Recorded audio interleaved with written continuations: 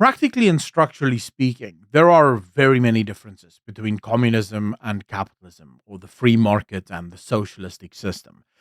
And there's a lot of arguments around what is communism and what isn't communism. For example, when capitalists like myself will say, well, we've tried communism before. We've tried it in Russia, China, Cambodia, Uganda, Venezuela, Cuba, Argentina. Pretty much name the country where it's been tried, and you will find hundreds of millions dead, dying, or destitute. We don't even know what the exact numbers are because the communists aren't great at keeping score, at least not of their failures, of which there are many.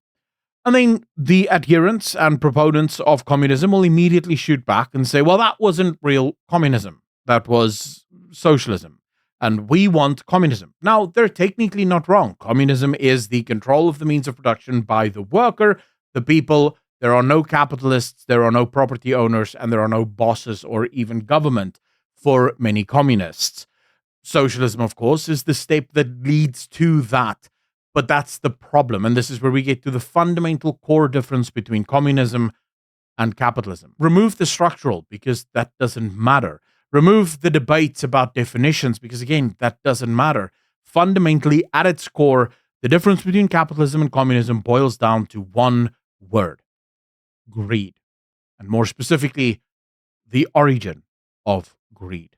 You see, the communist mindset posits that greed is simply a result of scarcity. If you remove scarcity, you will ultimately remove greed. The capitalist mindset says no. Greed is an inherent part of the human psychology, the human existence, and therefore the only real mechanism for any economic system is to try and utilize said greed as best as possible for the greatest benefit of all. This foundational structural difference is why communism ends with millions upon millions dead every single time. Because no matter how hard they try, no matter how many people they kill, they can never get rid of the greed.